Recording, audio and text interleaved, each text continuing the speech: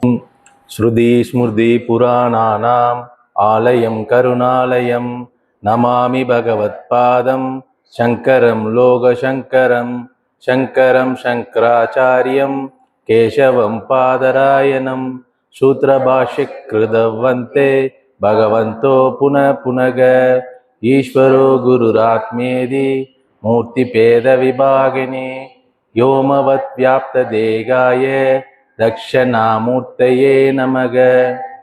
சகனாவது சகனௌ புனத்து சகவீரியம் கரவாவகை தேஜஸ்வினா அதீதமஸ்து மாவித் விஷாவகைஹி. ஓம் சாந்தி சாந்தி சாந்தி. அபரோக்ஷ அனுபூதியில் இது வரைக்கும் நம்ம என்ன பார்த்துருக்கோம்னா, விசாரித்து அறியறத நம்ம என்ன ஆத்மா அனாத்மா விசாரத்தை நம்ம பார்த்தோம். இந்த ஆத்மா அனாத்மா விசாரத்தின் மூலயமா நம்ம ஆத்மா எது அனாத்மா எதுன்னு நன்கு விளங்கி கொண்டோம். அப்புறம் இந்த விசாரத்தின் மூலயமா தான் ஆத்மான்னு தெரிஞ்சுக்கிட்டவன் தன்னை எப்படி பாவிப்பான் அப்படின்றதையும் பார்த்தோம். நம்ம என்னன்னா, ஒரு உதாரணத்துக்கு நிர்விகாரோ அப்படின்னு பார்த்தோம். விகாரப்படாதவன், மனதில் எந்த விதமான விகாரங்களும் இருக்காது. அவயவம் பார்த்தோம், அவயங்கள் அற்றவர். இப்போது இந்த வார்த்தைகள்லாம் நம்ம என்ன சொல்லியிருந்தோம்னா, அன்றைக்கி சுவாமி உணர்த்தியிருந்தாங்க, இதெல்லாம் நம்ம நிதித்தியாசத்துக்கு பயன்படுத்தணும்னு சொல்லியிருந்தாங்க. இப்போது அவயவம் அப்படின்னு சொன்னால் அவயங்கள் கிடையாதுன்னா அதில் இன்னொரு விஷயமும் அடங்கியிருக்குது. அவன் அகர்த்தா அபோக்தா. ஏன்னா கர்த்தாவா போக்தாவா மாறணும்னா அவனுக்கு அவயங்கள் தேவை. அப்போது இப்படி நம்ம சிந்தனை செய்யணும். இந்த மாதிரி வார்த்தைகளை எடுத்து இப்படி நம்ம சிந்தனை செய்ய அது எதை சார்ந்து நிற்கும்? ஒரு சிந்தனையை சார்ந்து, ஏகாக்கிர சிந்தனையை சார்ந்து நிற்கும். அப்போது ஒரு தடவை அதை கேட்ச் பண்ணிட்டா அடுத்தது மொத்த ஒரு ஒரு ஒரு ஒரு ஒரு அதிகப்படியான ஒரு விவகாரத்துக்கு மத்தியில் உங்களை விட்டால் கூட நீங்கள் எப்படி இருப்பீங்க? அசங்கமாக இருப்பீங்க, சங்கம் கூடாத இருப்பீங்க. அதுக்காக வேண்டி இந்த வார்த்தைகள்லாம் சுவாமி நம்மளுக்கு சொல்லியிருக்கிறாங்க. ரெண்டாவது, அதுக்கப்புறம் நம்ம என்ன பார்த்தோன்னா, ஸ்ருதி யுக்தி அனுபவத்தின் மூலயமா நம்ம ஆத்மாவை தெரிஞ்சுக்கிட்டோம் என்னன்னு. இதுதான் இது வரைக்கும் நம்ம போனது. அதுக்கப்புறம் நம்ம என்னன்னா, இந்த ஆத்மான்னு தெரிஞ்சுக்கிட்டோம். இந்த விசாரம் பண்ணி ஆத்மா அனாத்மாவை தனியாக பிரிச்சுட்டோம் இல்லைங்களா? இந்த அனாத்மாவுக்கு என்ன பேர் கொடுக்கறது? ஆத்மாவை நம்ம புரிஞ்சுக்கிட்டோம். அனாத்மாவை என்ன பேர் கொடுக்கறது அப்படின்னா, அனாத்மாவை பொய்ன்னு சொல்லலாமா? சரி, பொய்ன்னு சொன்னால் இல்லையே, மறுக்கப்படுது. அது பொய்ன்னு சொன்னால் அது இல்லாததா ஆயிடுது இல்லை? அது உண்மையாகவே இல்லாததா? இருக்குது. எப்பவுமே இருக்குதா? இல்லை. அப்போ இருக்குதா இல்லையா? அது அப்போது எப்படி பார்க்கணுன்னா, அதை அனுபவத்துக்கு இருக்குது. அதை விசாரித்து அறிஞ்சு பார்த்தா அது இல்லை, பொய்ன்னு நம்மளுக்கு தெரியுது. விசாரணை இல்லாத பார்த்தா அதுவும் ஒரு சத்தியமாக போயிடும், இருப்பதாயிடும். அப்போது விசாரணை பண்ணக்குள்ள நம்ம என்ன புரிஞ்சுக்கிறோம்னாங்க, இது அனுபவத்துக்கு இருக்குது, ஆராய்ந்து பார்த்தா அது இல்லை. சரி, சங்கர சுவாமி என்ன சொல்கிறாங்கன்னா, அனுபவத்துக்கு இருக்குது தான், அந்த அனுபவம் உனக்கு நித்தியமா? இப்போ ஒரு மாம்பழம் சாப்பிட்ற நேரத்தில் இந்த அனுபவம் இருக்குது. சாப்பிட்டதுக்கப்புறம் அதோட மொமெண்டம் கொஞ்சம் நேரம் இருக்கும், அதோட ருசி கொஞ்சம் நேரம் இருக்கும். அதுக்கப்புறம் வேற ஒன்று சாப்பிடக்குள்ள இன்னொரு அனுபவம் வருது. அப்போ அனுபவங்கள் தோன்றி இருந்து மறையிறதுனாலே, அனுபவங்கள் நீ இருக்குதுன்னு சொல்கிறதுனாலே அதை நான் பொய்ன்னு சொல்கிறேன். நீ அனுபவங்கள் இருக்குது, நான் அனுபவிச்சேன்னு சொல்கிறதுனாலேயே அதை நான் என்ன சொல்கிறேன்? பொய்ன்னு சொல்கிறேன். ஏன்னா அது க்ஷணம் மாறிக்கிட்டே இருக்கிற தன்மையில் இருக்குது. இப்போ கூட நம்ம காஃபி சாப்பிட்டோம், டீ சாப்பிட்டோம், இப்போ எப்படி இருக்குது? அதுக்கப்புறம் நம்ம ஸ்நாக்ஸ் சாப்பிட்டோம், அந்த அனுபவம் போய் வேற ஒரு அனுபவம் வந்துருச்சு இல்லையா? அப்படி இருக்கக்குள்ள இது க்ஷணம் மாறக்கூடியதாக இருக்கிறதுனால அதுக்கு மித்தியான்னு பேர் கொடுக்குறாங்க.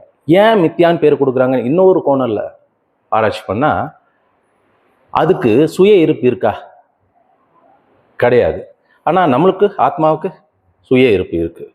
அதுக்கு எதையாவது ஒன்று சார்ந்து தான் இருக்கணும், அது தன்னிச்சையாக செயல்பட முடியாது. அதனாலதான் அதை சொல்றாங்க மித்தியான்னு சொல்றாங்க. மித்தியானா பொய்யுன்னு சொல்லிட முடியாது, உளதுன்னு சொல்ல முடியாது, இலதுன்னு சொல்ல முடியாது. ஏன்னா அனுபவத்துக்கு இருக்குதான் செய்யுது. அந்த நேரத்துல அந்த சுச்சுவேஷன்ல பாத்தீங்கன்னா இப்போ கனவே கண்டோம், அந்த நேரத்துல இருக்கு, கனவு முடிஞ்சதுக்கு அப்புறம் இல்லாத போயிடுது. அதனாலதான் அதை மித்தியான்ற ஒரு வார்த்தையில விவரிக்கிறாங்க. சரி, அந்த மித்தியாவில் என்னென்ன இருக்குது அப்படின்னு பார்த்தா, நம்ம ஒரு சமஷ்டியா வியஷ்டியா நம்ம பார்த்தோன்னா, ஒரு வியஷ்டியா பார்க்குறோன்னா இங்கே அகங்காரத்துலேருந்து ஆரம்பிச்சு புத்தி, மனம், சித்தம், அப்புறம் ஞானேந்திரம் மஞ்சி, கர்மேந்திரம், அப்புறம் இதனால பார்க்கப்படக்கூடிய அனுபவிக்கிற உலகங்கள், இது எல்லாமே அவர் என்ன சொல்றாரு, ஜெகத்துன்னு ஒரு வார்த்தையை போடுறாரு. அந்த ஜெகத் மித்தியா சொரூபம் உடையது, அது சத்தியம் இல்லாதது, சுய இருப்பு இல்லாதது அப்படின்னு சொல்றாரு. இப்போ அதே சமஷ்டியா பார்த்தீங்கன்னா, நீங்க ஈஸ்வரன்ல இருந்து, அவரும் சகுனம் தானே, ஈஸ்வரன்ல இருந்து ஆரம்பிச்சு இரணிய கர்ப்பன், விராட் வரைக்கும் இந்த மொத்த 3 பேரையும் சேர்த்தாலும் அதுவும் சமஷ்டியா பார்த்தா அதுவுமே மித்தியா தான். இது வியஷ்டியா பார்க்குறோம், அது சமஷ்டியா பார்க்குறோம். இது மித்தியான்றத ஒரு ஷார்ட்டா நம்ம புரிஞ்சுக்கிறதுக்காக தான் இது. அப்புறம் ஸ்லோகத்துக்குள்ளார போகலாம்.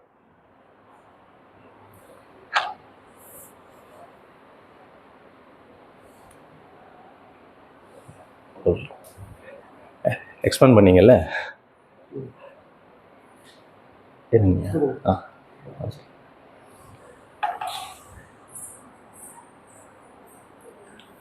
முதல் ஸ்லோகம், இதியாத்ம தேகபானேன பிரபஞ்சஸ்ய ஏவ சத்யதா யதா உக்தா தர்க சாஸ்திரேன ததக கிம் புருஷார்த்ததா. சரி, இதோட பொழிப்புரை என்னன்னு பார்த்துட்டு அது ஒரு வார்த்தையும் நம்ம என்னன்னு புரிஞ்சுக்க பார்க்கலாம். இதுவரை மேற்கொண்ட ஆத்மா அனாத்மா விசாரத்தின் மூலம் தர்க்கவாதிகள் கூறுவது போல் இந்த பிரபஞ்சமானது இன்னொரு சத்தியமாக கூறப்படுகிறதே, இந்த பிரபஞ்சமானதும் கூட இன்னொரு சத்தியமாக கூறப்படுகிறது. அப்படி எனில் ஒருவருக்கு மோட்சம் என்கிற புருஷார்த்தம் எப்படி கிட்டும்? ஏன்னா சத்தியம் அங்க துவைதமாயிடுது, 2 சத்தியம் வருது. இப்போ இங்க என்ன சொல்ற, இதினா இது வரைக்கும் நம்ம பார்த்த ஆத்மா அனாத்மா விசாரத்தின் மூலம் ஆத்மா தேகம் ரெண்டுத்தையும் பிரிச்சு வச்சிடும். பானேன இது என்னன்னு தெரியுது, இது என்னன்னு தெரியுது. இதுக்கப்புறமும் கூட என்ன சொல்றாரு, பிரபஞ்சம் இருக்குல்ல, பிரபஞ்சசிய ஏவ சத்தியதா, ஆத்மா போலயே விசாரம் பண்ணியாச்சு. தனித்தனியா ஆத்மாவோட தத்துவம் என்ன, அனாத்மாவோட தத்துவம் என்னன்னு விசாரத்து மூலியமா அவர் புரிய வச்சுட்டாரு. இதுக்கப்புறமும் ஒரு குரூப் இருக்கிறாங்க, அவங்க என்ன சொல்றாங்கன்னா, பிரபஞ்சசிய ஏவ சத்தியதா, பிரபஞ்சமும் கூட சத்தியம் தான்ப்பா அப்படின்னு சொல்றாங்க. அவங்க யாருன்னு அடுத்த லைன்ல சொல்றாரு. என்ன சொல்றாரு, யதா உக்த தர்க்க சாஸ்திரேன அப்படின்னு சொல்றாரு. தர்க்க சாஸ்திரவாதிகள் சொல்றாங்க, நீங்க எப்படி நீங்க ஆத்மாவை சத்தியம்னு சொல்றீங்களோ, பிரம்மத்தை சத்தியம் சொல்றீங்களோ, அதே போல பிரபஞ்சமும் சத்தியம்தான் சொல்றாங்க.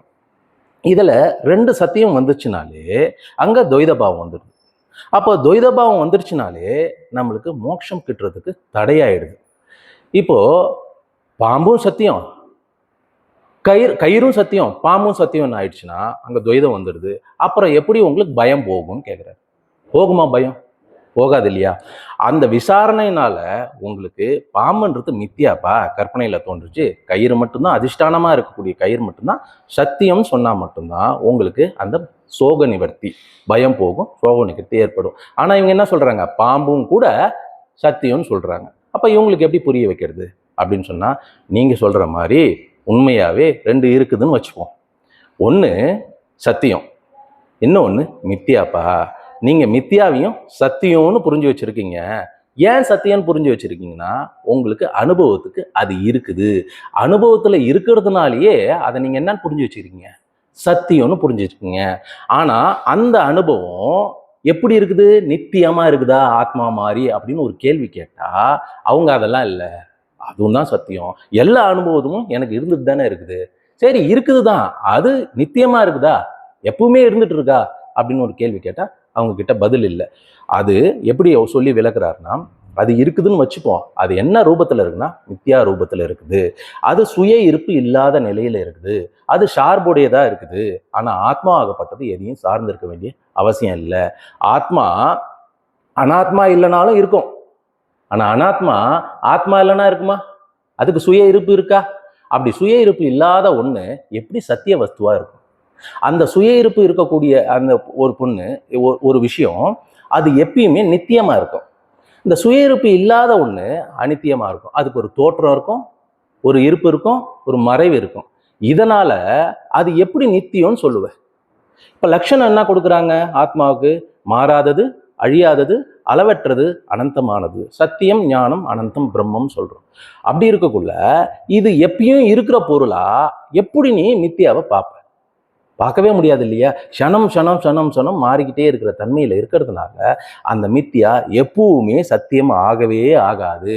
அதனால ரெண்டு சத்தியம்ன்றது இருக்கவே முடியாது. ஒன்று சத்தியம், இன்னொன்று மித்தியா. அந்த சத்தியமாகப்பட்டது சார்பற்றது, இந்த மித்தியாவாகப்பட்டது சார்புடையது. அந்த மித்தியாகப்பட்டது அனித்தியம், க்ஷணம் க்ஷணம் மாறக்கூடியதா இருக்குது. அதுக்கு ஒரு தோற்றம், இருப்பு, மறைவு இருக்குது. சத்தியத்துக்கு அந்த மாதிரி இல்லை. அது எப்பவுமே அனாதி. அது எப்போ ஆரம்பிச்சதுன்னு நம்மளால சொல்லவே முடியாது. அதனால சத்தியமாகப்பட்டது ஒன்னாதான் இருக்க முடியும். அது சத்தியமாகப்பட்டது ஆத்மாவாக தான் இருக்க முடியும். மித்தியா சத்தியமா ஆகவே முடியாதுன்னு நிராகரணம் பண்றாரு. இந்த நிராகரணம் பண்றதுனால என்ன ஆகுதுன்னா அவனுக்கு பயம் நீங்கப்பட்டு, சோக நிவர்த்தி நீக்கப்பட்டு, சுகப்பிராப்தி தர வேண்டியதில்லை. சோகம் நீங்கினாலே இருப்பது என்ன? சுகப்பிராப்தி தான். இதை தான் சொல்ல வராது. அப்போ அப்படி இருக்குள்ள அவர் கேள்வி கேட்கிறாரு அடுத்த லைன்ல, ததக கிம் புருஷா தத அப்படின்னு கேட்கிறாரு. எப்படி இந்த மாதிரி அந்த தர்க்கவாதிகள் ரெண்டையும் சத்தியம் சொன்னா எப்படி ஒருத்தவன் மோட்சம் புருஷார்த்தம் என்று சொல்லக்கூடிய மோட்ச கிருபையை எப்படி அடையிறது? வாய்ப்பு இருக்குதா சொல்லுங்க அப்படின்னு சொல்லி கேட்கிறாரு. அதை தான் இந்த பொழிப்புரையில் மறுபடியும் படிக்கிறேன்.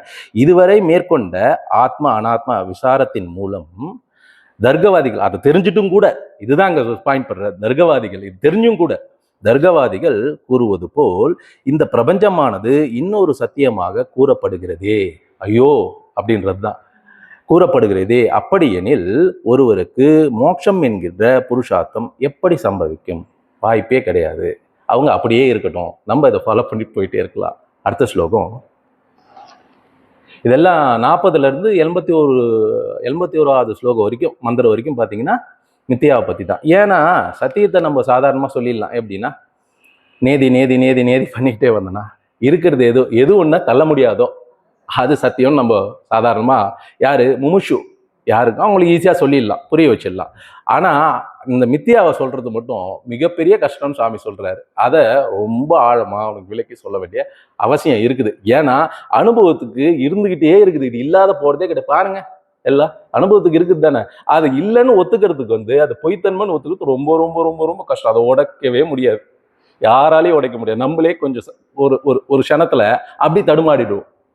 அதனால இது ரொம்ப கஷ்டம்.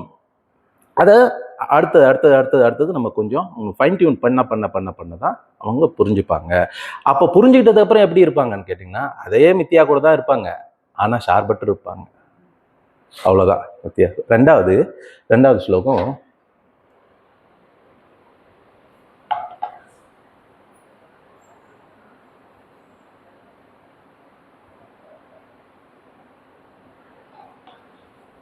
இது ரெண்டாவது தானே? Okay right. இது ஆத்ம தேகபேதேன தேக ஆத்மத்துவம் நிவாரிதம் இதானிம் தேக பேதஸ்ய ஹி அசத்துவம் ஸ்புட முச்சியதே. சரி, இதில் என்ன சொல்றாருன்னு பார்ப்போம். இதுவரை செய்த விசாரணையில் மேலும் அது இதுனா இதுவரை செய்த விசாரணையின் மூலம் தேகமானது ஆத்மா அல்ல, பொய் என்று தேகாத்மத்துவம் ரத்து செய்யப்படுகிறது. இனி அந்த பொய்யும் கூட ரத்து செய்யப்பட இருக்கிறது அப்படின்னு சொல்றாரு. இங்க என்னன்னா இதுனா மேலே சொன்ன விசாரணை மூலியமா ஃபர்ஸ்ட் ஸ்லோகத்துக்கு முன்னாடியும் கூட நம்ம ஆத்மானாத்மா விசாரத்தை பண்ணோம். இதுனா இந்த விசாரத்தின் மூலியமா ஆத்ம தேக இந்த பேதம் இருக்கு இல்லையா, அந்த பேதம் சரியான விதத்தில் புரிஞ்சு கொண்டதுக்கு அப்புறம் தேக ஆத்மத்துவம் நிராகரிதம் அப்படின்னா என்னன்னா தேகம் ஆத்மா அல்ல, தேகமாகப்பட்டது அனாத்மா அப்படின்றத அங்க சொல்ற. தேகம் ஆத்மா அல்ல, தேகாத்மம் நிவாரிதம் அப்படின்னு சொன்னா நிராகர பண்ணப்பட்டது, அது ஆத்மா அல்லன்னு புரிஞ்சு கொள்ளப்பட்டது. இதானிம் தேக பேதசிய. அப்போ தேகம் என்னவா இருக்கும் அப்படின்னு கேட்டா, இந்த விசாரத்தின் மூலியமா சரியா புரிஞ்சுட்டு கொண்டதுக்கு அப்புறம் அந்த தேகம் என்னவா இருக்கும்னா அசத் ரூபம் அப்படின்னு சொல்றாரு. சரி, அசத் ரூபம் தேகம்னு புரிஞ்சுட்டதுக்கு அப்புறம் அது பொய்ன்னு நம்மளுக்கு புரிஞ்சுது, விளங்கிடுது. பொய்ன்னு விளங்கிட்டதுக்கு அப்புறம் அது பொய்ன்னு மறுபடியும் சொல்லணுமா? ஒரு தடவை அது பொய்ன்னு விளங்கிட்டதுக்கு அப்புறம் ஒரு தடவையும் அனாத்மா ஆகப்பட்டது தேகம் என்பது பொய்ன்னு சொல்லிட்டு இருக்கணுமா? அந்த பொய்யும் கூட அது தள்ளப்படுது, அந்த பொய்யும் கூட சொல்ல வேண்டிய அவசியம் கிடையாது ஒரு தடையும்ன்றது தான் அங்க பாயிண்ட் பண்றாரு. அந்த பொய்யும் கூட தேவையில்லை. மறுபடியும் அந்த பொழிப்புரை படிக்கிறோம் பாருங்க. இதுவரை செய்த விசாரணையில் தேகமானது ஆத்மா அல்ல, பொய் என்று தேகாத்மத்துவம் ரத்து செய்யப்படுகிறது. இனி அந்த பொய்யும் கூட ரத்து செய்யப்பட இருக்கிறது அப்படின்னு சொல்றாரு. அவசியம் இல்லை. ஒரு தடவை இதை சரியான விதத்துல நேர்த்தியா கேட்ச் பண்ணிட்டோன்னு வச்சுக்கோங்களேன், ஆத்மா அனாத்மா விசாரத்துல அது பொய் தான், அது மித்தியாதான்னு ஒரு தடவையும் யாராவது வந்து உங்களுக்கு சொல்லிட்டு இருக்கணுமா என்ன? தேவையில்லைல்ல. நம்ம சொல்லணுமா அவசியம் இருக்கா என்ன? தேவையே இல்லை. அது பொய்ன்னு நம்மளுக்கு விளங்கிதான் இருக்கும். இதை தான் அவர் சொல்ல வர்றாரு. பொய்ன்னு ஒரு தடவையும் அது மித்தியா மித்தியா மித்தியான்னு சொல்லிட்டு இருக்க வேண்டிய அவசியம் இல்லை அப்படின்றது தான். அடுத்த ஸ்லோகம்.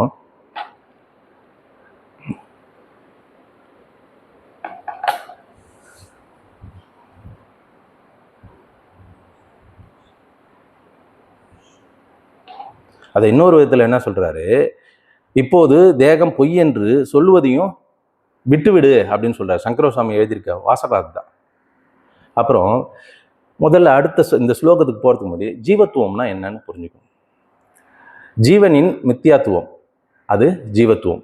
இந்த ஜீவத்துவம் என்னன்னா இந்த ஜீவத்துவம் அந்த கரண அவச்சின்ன ஆன்மா, சித் ஜட கிரந்தி, சிதாபாசன், இது நாலும் வேற வேறையா? இது நாலும் ஒண்ணுதான். ஏன்னா ஒரு வார்த்தை டிஃப்ரெண்டா இருக்கிறதால நம்மளுக்கு என்ன ஆகணும், ஒரு குழப்பம் ஏற்பட்டுரும். அந்த கரண அவச்சின்ன ஆன்மா, அந்த கரணத்தினால துண்டுப்பட்டது போல், அந்த கரணத்துக்கு உட்பட்டது போல் தெரிகின்ற ஆத்மா, அந்த கரண அவச்சின்ன ஆத்மா. சிதாபாசன் அந்த சித் ஸ்வரூபம் எல்லா இடத்துலையும் உடம்பு ஃபுல்லா, உடம்பு மனம் ஃபுல்லா அது அறியும் தன்மையில இருக்கிறதுனால அது மேல படக்குள்ள அது என்ன ஆகுது, அதுக்குள்ளாரே இருக்கிற மாதிரி, ஒரு கட்டமைப்புக்குள்ள இருக்கிற மாதிரி எல்லா இடத்துலையும் நீக்கமர நிறைஞ்சிருக்கக்கூடிய பொருள் இந்த உடம்பு மனதுக்கு உட்பட்டது மாதிரி பாவனை. இதை இன்னொரு ஆங்கிள் நம்ம யோசிச்சு பார்த்தா மக ஆகாயம், கட ஆகாயம். இப்போ கடத்துக்குள்ள இருக்க ஆகாயமும் கடத்துக்கு வெளியில இருக்கிற ஆகாயமும் வேற வேறையா? ரெண்டும் ஒண்ணுதான். ஆனா அது அதுக்குள்ளார இருக்கிறதுனாலே அது என்ன நினைச்சுக்குது, தான் கோடம்னு நினைச்சுக்குது. அதே மாதிரி எல்லா இடத்துலையும் இருக்கக்கூடிய அந்த காத்தாகப்பட்டது ஒரு பலூனுக்குள்ள இருக்கும் பொழுது அந்த பலூனுக்குள்ளார இருக்க காத்தும் வெளியில இருக்க காத்தும் வேற வேற கிடையாது இல்லையா? அந்த பலூனுக்குள்ளார இருக்கிற காத்து அது என்ன நினைச்சுக்கிச்சுன்னா தான் அந்த பலூன்னு நினைச்சுக்கிச்சு. அதுதாங்க இந்த சிதாபாசன், சித் ஜட கிரந்தி, அப்புறம் என்ன அந்த கரண அவச்சின்ன ஆன்மா, அப்புறம் இன்னொன்று என்ன சொன்ன, 4 விஷயம். இப்போ இந்த 4 விஷயமும் என்னன்னா, இந்த அகங்காரம் தாங்க என்ன பண்ணுதுன்னா, நான் இந்த உடம்பு இந்த மனம்னு சொல்லிக்குது. இந்த அகங்காரம் புத்தியில இருக்கக்கூடிய ஒரு விருத்திங்க.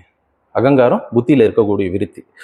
அந்த விருத்தி, இந்த அகங்காரத்துக்கு தனியா ஒரு இருப்பு நிலை இருக்குதா அப்படின்னு விசாரிச்சு பார்த்தா இல்லவே இல்லை. இந்த மனம் புத்தி சித்தம் கூட சொல்லிடலாம், அது ஒரு ஜடம்னு சொல்லிடலாம். அதுக்கு ஒரு இருப்பு இருக்கு, அது ஜடம், உயிர்ப்பு இல்லாத இருக்குது அப்படின்னு சொல்லிக்கலாம். ஆனா அந்த அகங்காரம் இல்லவே இல்லை. எப்படின்னா இந்த அந்த கரணமும் இந்த உடல் மனம் அந்த கரணமும் இந்த ஆத்ம சைத்தன்யம் சேரும்போது வர்றது தாங்க அகங்காரம். அப்படி இது ரெண்டும் சேரும்போது, சங்கம் கூடும்போது இங்க ஒரு பாப்பம் மறைச்சிக்கிறாரு. அவர் என்ன சொல்லிக்கிறாருன்னா, அறியாமையினால இந்த ஆத்மாவை மறைச்சிக்கிட்டு இவர் என்ன சொல்றாரு, நான் இந்த உடம்பு, நான் இந்த மனம்னு சொல்லிக்கிறாரு. ஆக்சுவலா நம்ம விசாரிச்சு அறியக்குள்ள இந்த ஆத்மாவும் இங்க இருக்க அகங்காரமும் வேற வேறையான்னு கேட்டா, ஆத்மா அகங்காரம், நான் ஆத்மா அகங்காரம் என்ன நினைச்சுக்குன்னா நான் ஆத்மான்னு புரிஞ்சுட்டு இருக்கும் இந்த அறியாமை நீங்கினதுக்கு அப்புறம். இப்ப சொல்லுங்க, இந்த அகங்காரமும் இந்த ஆத்மாவும் வேற வேறையா? ரெண்டும் ஒண்ணுதான். இந்த அறியாமையும் ஒண்ணுதான் என்ன பண்ணுது, இந்த அகங்காரத்தை நான் எனதுன்னு அதே ஒரு ஒரு ஒரு சில நேரத்தில் தான் மாத்திரமா நம்ம இருப்போம். அப்போ அவர் இருக்கிறாரா?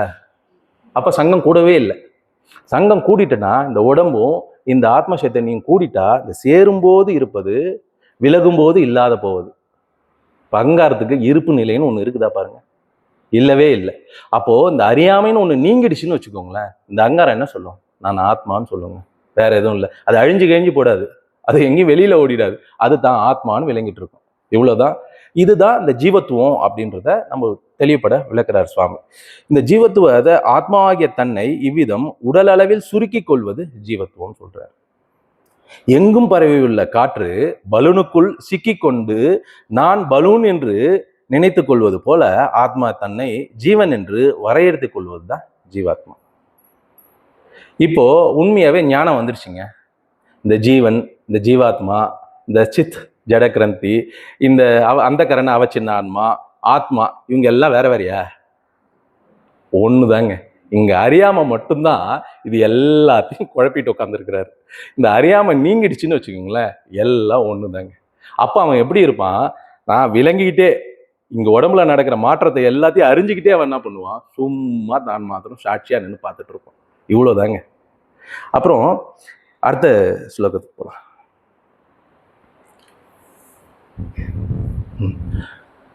சைத்தன்யசி அதானே, சைத்தன்யஸ்ய ஏக ரூபத்வாத் பேதோ யுக்தோ ந கர்ஜித் ஜீவத்வம் ச மிருஷாஞேயம் ரஜ்ஜௌ சர்ப கிரகோபயதா. இது என்ன சொல்றாரு? சைத்தன்யஸ்ய ஏக ரூபத்வாத், சைத்தன்யம்ன்றது ஒன்று தாங்க, அது ரெண்டா இருக்கவே முடியாதுன்னு முதல் லைன்லேயே பொலன்னு பொழக்கிறார். அது ரெண்டா இருக்கவே முடியாது, ஏக ரூபத்வாத் அப்படின்னு சொல்றாரு. சரி, இந்த லைனுக்கு மட்டும் இப்போ அறிபவன் ஒருத்தவர் இருக்காரு. இப்போ நான் அறிபவன், நீங்கள்லாம் அறியப்படும் பொருள்னு வச்சு வருவதாங்க. இப்போ என்னை பொறுத்த அளவு நீங்களாம் அறியப்படும் பொருள், நான் அறியபவன். இப்போ இந்த ரெண்டு பேர்ல பார்க்கல, அறிபவன்ன்றது யாரு? ஒருத்தவன் தான். அறியப்படும் பொருள் பலவா இருக்கு. சரி, இப்போ அறிபவனா இருக்கிற என்னைய ஒருத்தன் பார்க்குறவன் இருக்கிறான்னு வச்சுக்கோங்க. ஒரு உதாரணத்துக்கு பார்க்குறவன் இருக்காங்க. அப்போ அவன் அறிபவனா போயிடுவான், நானும் கூட நீங்களும் கூட அறியப்படும் பொருளை ஆயிடுவீங்க. எந்த இடத்துலயாவது இந்த அறிபவன் ரெண்டா தெரியறானா? நான் அறிபவனா இருக்கக்குள்ளேயும் சரி, என்ன ஒருத்தவன் பார்க்குறவன் நான் அறியப்படும் பொருளாகி அவன் அறிபவனா இருந்தாலும் சரி, இந்த அறிபவன் எத்தனை பேரா இருக்கிறான்? ஏகம் தான், ஒன்று தான். இதை தான் அவங்க ஒரு சொல்ல வர்றாரு. சைத்தன்யஸ்ய ஏக ரூபத்வாத், சைத்தன்யம் ரெண்டா இருக்கவே முடியாது எந்த நேரத்துலையும். எதுக்கு கவுண்டர்னா, அந்த முன்னாடி ஸ்லோகம் என்ன சொல்லிச்சு? இந்த ஜெகத்தும் கூட சத்தியம்தான் சொல்லிச்சு இல்லையா? அதுக்கு தான் இங்க முதல்ல அதை முடிச்சுட்டு இங்க வராரு. சைத்தன்யஸ்ய ஏக ரூபத்வா, சைத்தன்யம்ன்றது ஒன்று தான், அது ரெண்டா எப்பவுமே இருக்க முடியாது. இன்கேஸ் அந்த சைத்தன்யத்தை பார்க்கக்கூடியது இன்னொன்று இருக்குதுன்னு வச்சுக்கிட்டா இது எப்படி பார்க்கப்படும் பொருளாயிடும், அது பார்ப்பவன் ஆயிடும். எந்த சூழ்நிலையும் சைத்தன்யம்ன்றது ஒண்ணுதான் சொல்றதுக்கு தான் இங்க தெளிவுபடுத்துறாரு. ரெண்டாவது பேத யுக்தே, இந்த பேதம் இந்த பேதம் சைத்தன்யசு ஏக ரூபத்வாத்துன்னு சொல்றோம்ல, ரெண்டாவதா பேத யுக்தே ந கர்ஜிசித் அப்படின்னு சொன்னா, ரெண்டாவதா இருக்கக்கூடிய பேதம் இருக்கு இல்லையா, அது சுத்தமா இல்லை அப்படின்னு அதை பொடிப்பொடியா ஆக்குறாரு. ரெண்டாவது இருக்கவே முடியாது அப்படின்னு சொல்ல வர்றாரு. அடுத்தது ஜீவத்துவம் ச மிருஷா ஞானம். ஜீவத்துவம் இப்பதான் முன்னாடி பார்த்தோம். ஜீவத்துவம் என்றது என்ன ஞானம்னா மித்தியா ஞானங்க. மிருஷானா மித்தியா ஞானம். அது எப்படி அனுபவத்துக்கு இருக்குது? அறிஞ்சு பார்த்தா இல்லை. அப்போ மிருஷா ஞானம்னா அந்த ஜீவத்துவமும் என்ன சொல்றாரு? மிருஷா ஞானம் தான், அந்த ஜீவத்துவம் தான் சொல்ற. ஜீவத்துவம் ச மிருஷா ஞானம். அது ஒரு தோற்றத்துக்கு பார்க்கறதுக்கு இருக்கிற மாதிரியும், விசாரிச்சு அறிஞ்சா இல்லாத மாதிரியும்ன்ற தன்மையில இருக்குது. அது எப்படி இருக்குதுன்னு கேட்டா, ரஜ்ஜௌ சர்ப, அதாவது கயிறின் மேல் பாம்பு எப்படி கிரகிக்கப்படுகிறதோ, கயிறின் மேல் பாம்பு எப்படி கிரகிக்கப்படுகிறதோ, எதனால? அறியாமையால. அதுபோல் இந்த ஜீவத்துவம் என்பது சுத்த சைத்தன்யத்தின் மேல் கிரகிக்கப்படுகிறது அப்படின்னு சொல்றாரு. பாருங்க, அப்படியே ரெண்டுத்தையும் கோக்குறாரு பாருங்க. எப்படி இது சுத்த சைத்தன்யத்தின் மேல் ஜீவத்துவம் என்பது கிரகிக்கப்படுகிறதோ அதுபோல் கயிறின் மீது பாம்பாகப்பட்டது கிரகிக்கப்படுகிறது. எப்படி? அறியாமையினால் அப்படின்றத இங்க முடிக்கிறார். அதோட பொழிப்புரையை பார்த்துட்டு அடுத்தடுத்த ஸ்லோகத்துக்கு அப்படியே முடிச்சுக்கலாம். எப்போதுமே ஒரு சைத்தன்யம்தான் இருக்க முடியும். இரு சைத்தன்யங்கள் என்பது பொருந்தாது, வாய்ப்பே கிடையாது. இரு சைத்தன்யம் தான் முக்தின்றது கிடைக்காது. ஏன்னா இருன்னு போகக்குள்ளேயே அங்க துவைதம் வந்துட்டாலே ஒண்ணுக்கு மேலதான் இருக்கணுமா என்ன? இருக்கலாம்ல. அப்போ குழப்பம் பயங்கரமா ஆயிடும். அப்போ என்னைக்குமே அவன் மோட்சம்ன்றத பிராப்தத்தை அடையவே முடியாது, வாய்ப்பே இல்லை. அதான் சொல்றாரு, எப்போதுமே ஒரு சைத்தன்யம் தான் இருக்க முடியும், இரு சைத்தன்யங்கள் என்பது பொருந்தாது. கயிற்றின் மீது பாம்பு கிரகிக்கப்படுவது எப்படி பொய்யோ அவ்விதம் சைத்தன்யத்தில் ஜீவத்துவம் கற்பிக்கப்படுவதும் பொய் என்று அறிய வேண்டும் அப்படின்னு சொல்றார்.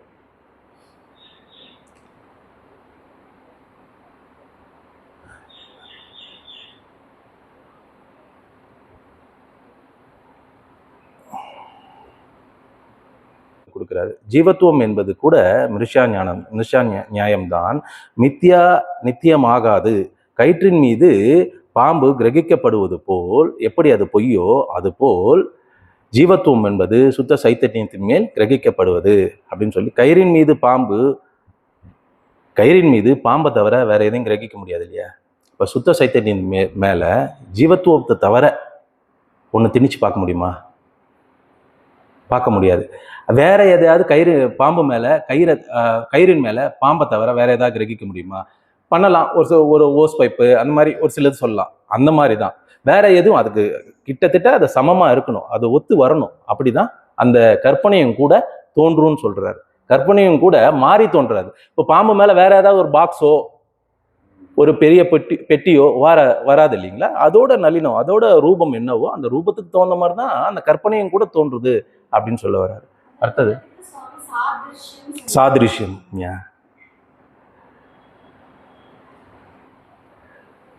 நாலாவது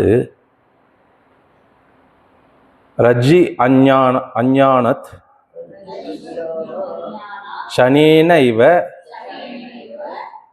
யத்வத் ரஜ்ஜிர்ஹி சர்பிணி பாதி தத்வ சத்சிதக சாஷாத் விச்வா காரேன கேவலா. சரி, இங்க என்ன சொல்றாரு? ரஜ்ஜி மீது கயிறு என்ற அஞ்ஞானம், கயிறு என்ற அஞ்ஞானம் பிறந்த அந்த க்ஷணமே, அதான் இங்க சொல்றாரு, ஷனேனைவ, கயிறு என்ற அஞ்ஞானம் தோன்றின, அந்த அஞ்ஞானம் உருவான அந்த நொடியிலே, அந்த க்ஷணத்திலேயே அது மேல என்ன பண்ணுது? பாம்புன்ற அஞ்ஞானம் என்ன பண்ணுது? கிரகிக்கப்படுகிறது. அந்த க்ஷணத்திலே அது கயிறு என்றது தெரியாத ஒரு 10 நிமிஷம் கழிச்சோ, ஒரு 5 நிமிஷம் கழிச்சோ, இல்லை 5 செகண்ட்ஸ் கழிச்சோ அந்த பாம்பாகப்பட்டது கிரகிக்கப்படல, அப்படி அடிக்குது. கயிறுன்ற அஞ்ஞானம் நம்மளுக்கு வந்த அந்த க்ஷணத்திலே அது மேல என்ன பண்ணுது? பாம்புன்றது. அதான் ஷனேனைவ யத்வத், அது எப்படியோ அந்த மாதிரி பாதி, இந்த சாட்சாத்காரம் சொல்றோம் இல்லையா, ஆத்ம சைத்தன்யம், அந்த ஆத்ம சைத்தன்ய கேவலமா இருக்கக்கூடிய இந்த சத்ரூபமா இருக்கக்கூடிய இந்த ஆத்ம சைத்தன்யத்தின் மேல உலகத்துல உள்ள நானாவித நாம ரூபங்களும் கயிறின் மீது பாம்பு எப்படி அஞ்ஞானம் வந்த அந்த க்ஷணத்திலே கிரகிக்கப்படுகிறதோ அதுபோல இந்த நாலாவித நாம ரூபங்களும் சுத்த கேவல ஞானமா இருக்கக்கூடிய ஆத்மா மேல, என் மேல கிரகிக்கப்படுகிறதுன்னு சொல்றாரு. அதை எப்படி சொல்றாருன்னா, கயிறு என்று அறியப்படாத ஒரு காரணத்தினால் உடனே அந்த கயிறு பாம்பாக எப்படி அறியப்படுகிறதோ அதுபோல நிர்குணமான சைத்தன்யமே நானாவித ரூபமாக விஸ்வரூபமாக அறியப்படுகிறது. இதுக்கு காரணம் ஒன்னே ஒண்ணுதான், அங்க இருக்கிற அஞ்ஞானம் மட்டும்தானே. அந்த அஞ்ஞானம் மட்டும் அங்க இல்லைன்னா அதிஷ்டானம் என்னவோ அது சாட்சாத் தெரிய போகுது. அந்த அஞ்ஞானம் இருக்கிறதுனால தான் அது என்ன பண்ணுது? அது பாம்பா கிரகிக்கப்படுது. அதுவும் எப்படி? கொஞ்ச நேரம் கழிச்சா, இல்ல யோசனை வந்தா, இல்ல இது இதுவா இருக்குமா அதுவா இருக்குமான்னு பார்த்தா, இல்ல வேற யாரையா கூட்டு அது என்னன்னு இது பண்ணியா, இல்ல அப்படியே வருது. சனே நெய்வ அந்த நேரத்திலே வருது. அந்த மாதிரிதான் இந்த ஜீவத்துவமும் கூட, இந்த மொத்த நானாவித ரூபமும் கூட சைத்தன்யத்தின் மேல் கிரகிக்கப்படுகிறது. ஏன்னா அறியாமையில அப்படி டான்னு எப்படி இப்ப நான் சொன்னா என்ன சொல்றோம்? அறியாமையில இருக்குல்ல உடம்ப தான் சொல்றோம். அது என்னுடையதுன்னு பேசிக்கிட்டே, எப்படி டாக்டர் கிட்ட போகக்குள்ள எங்கேயோ போகக்குள்ள என் உடம்புக்கு சரியில்லை, என் உடம்புக்கு எனக்கு சரியில்லைன்னு சொல்றது கிடையாது, என் உடம்பு சுகமா இல்லை அப்படின்னு சொல்லிக்கிட்டே என்ன பண்றோம்? இதை நான் சொல்லிட்டு இருக்கோம். ஏன்? அறியாம இருக்கிறதுனால. ஏன்னா இந்த அறியாம இது எப்படி, இந்த அஞ்ஞானம் எப்படி இந்த ரஜ்ஜி தெரியாததுனால அந்த க்ஷணத்திலே சர்ப்பம் ஏற்பட்டுச்சோ, அதே மாதிரி இந்த ஞானம் வந்த அடுத்த நொடியே அந்த சனமே இந்த ரஜ்ஜின்றது இருக்குமா? இது எப்படி சனே நைவ வருதோ, இந்த ஞானம் எந்த நொடியில எந்த க்ஷணத்துல வருதோ அந்த க்ஷணத்துல என்ன ஆயிடும்? பாம்பு ஓடிடும், கயிறு மட்டும்தான் இருக்கும். இது அவர் சொல்லல, நம்ம புரிஞ்சுக்கிறது. சரி, அடுத்த ஸ்லோகத்துக்கு போகலாம். பாம்பு ஓடாது, அது கற்பனை பொய்ன்னு அவரோட இயல்பான முடிச்சுக்கலாம்.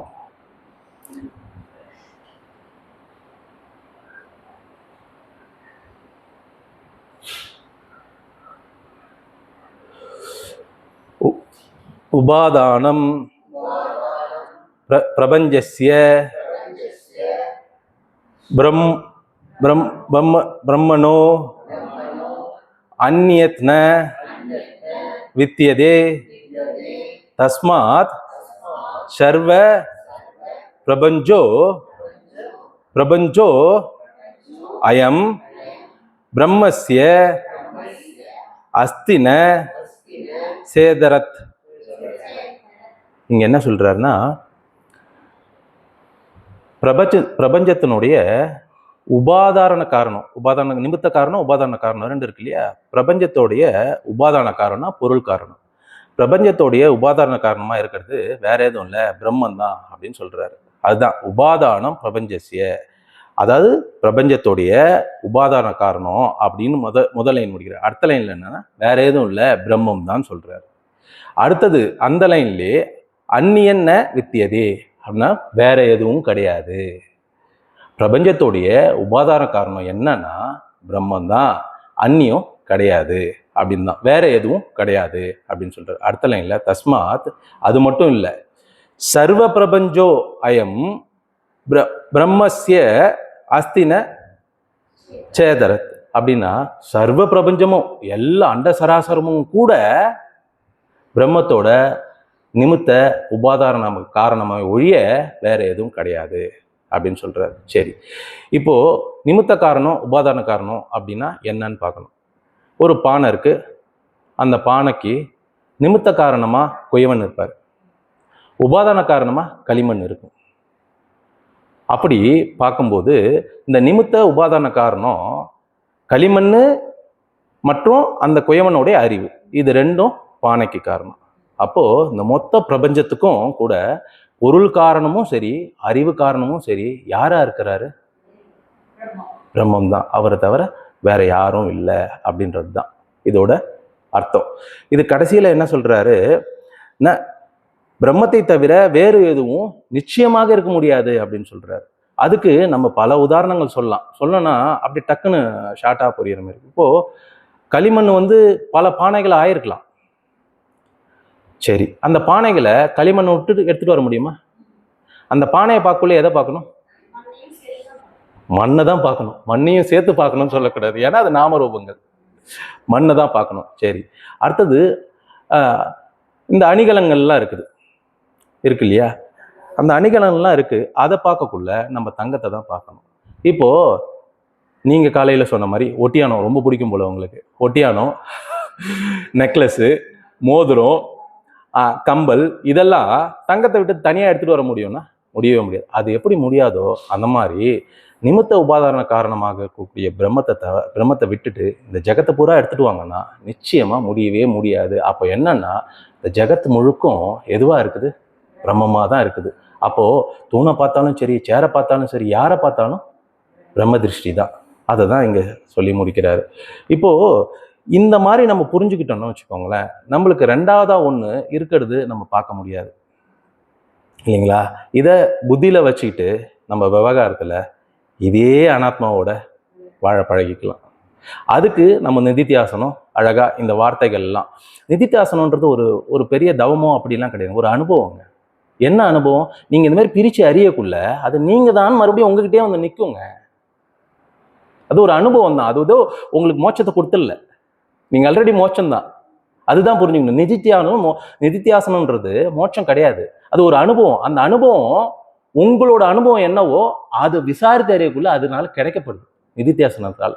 இவ்வளவுதான் விஷயம், வேற எதுவும் கிடையாது. சரி, இதோட அதை நிறைவு செஞ்சுக்கலாம். மறுபடியும் மித்யாவை அடுத்தடுத்த வாரங்கள்ல கண்டினியூ பண்ணலாம். ஆல்மோஸ்ட் அது ஒரு 40 ஸ்லோகம் இருக்கு, கண்டினியூ பண்ணலாம். சரி. ஓம் பூர்ணமத பூர்ணமிதம் பூர்ணாத் பூர்ணமதஷ்யதே பூர்ணஸ்ய பூர்ணமாதாய பூர்ணமேவாவசிஷ்யதே. ஓம் சாந்தி சாந்தி சாந்தி. ஹரி ஓம். ஸ்ரீ குருப்யோ நமः. ஹரி ஓம்.